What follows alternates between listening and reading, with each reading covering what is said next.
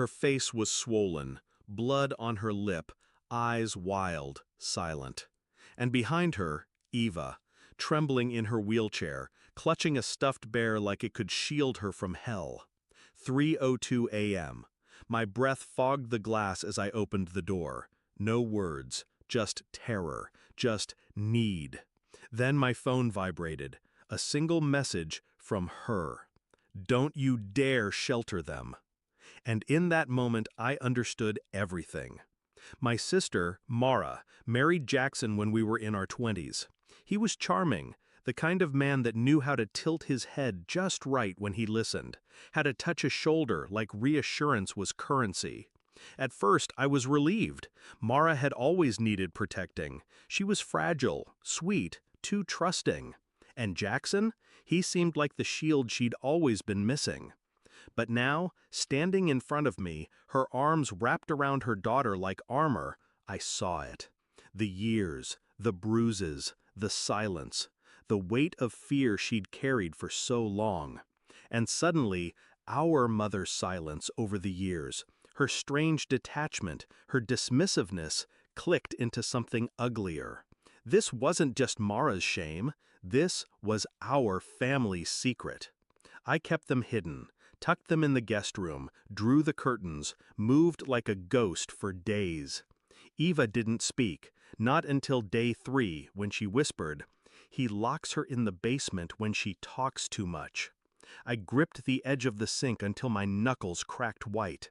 I wanted to burn the world, but rage doesn't protect the innocent. Planning does. I didn't confront my mother right away. I let her keep texting, calling, insisting this wasn't my business. So I made it my business.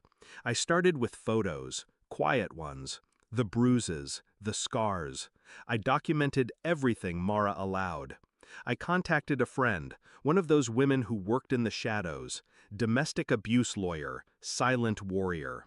We filed, secretly, quietly, relentlessly. Restraining order, emergency custody. But legal papers weren't enough, not with a man like Jackson. I visited their house, told him I was just checking on things for Mara. He opened the door with that smug smile. "How's my little runaway doing?" I smiled back. "Healing." He laughed, called her dramatic, said she'd always had episodes. I saw the twitch in his jaw when I told him I had full access to the house now, by court order. That night, I broke the deadbolt and went down into the basement. Found a latch hidden behind a false wall, and there it was, the room. No windows, soundproofing, a single chair in the center, and a baby monitor, like it had once belonged to Eva. I took photos, every inch, every grotesque inch. Then I drove to my mother's house, put the printed photos on her kitchen table. "You knew," I said, "and you let it happen." She didn't deny it. She didn't even look shocked. "He provides," she said. "He's a man of position." My voice didn't rise. I didn't need it to. "You're going to testify." She laughed in my face. "I'll do no such thing." So I pulled out her letters, the ones she used to send Mara when she was pregnant, the ones where she warned her not to provoke Jackson. I'd taken them from the attic during a holiday visit years ago, back when I thought they were just controlling, not confessional. Now, they were leverage. Court moved fast after that. The judge saw the photos, the basement, the bruises.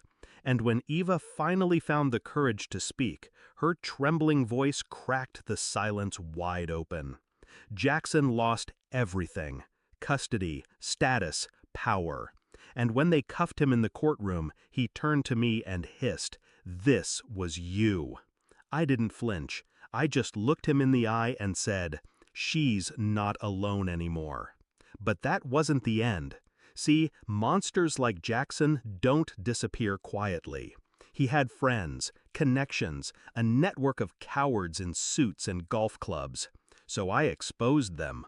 I sent anonymous packages, photos, transcripts, names, to wives, employers, churches. One by one, their dominoes fell. sponsorships, reputations, social circles. You don't get to hide behind prestige while you terrorize little girls in wheelchairs. Months passed. Mara started smiling again, real smiles. Eva drew a picture of us, labeled it, "My Safe People." And our mother? She moved away. Couldn't stand the shame. Good. The night the final court ruling came, permanent restraining order, full custody, his assets frozen, I sat alone with a glass of wine. And for the first time in years, I exhaled without shaking. They say monsters wear masks, but in my family, they wore wedding rings and pearls and polite smiles. And when they showed up at my doorstep at 3 a.m., begging not for help, but permission to finally run, I didn't hesitate. Because silence is complicity. And I'd rather be the villain in their twisted family story than the bystander who let a child live in fear. Some monsters wear wedding rings, but now they wear orange jumpsuits too.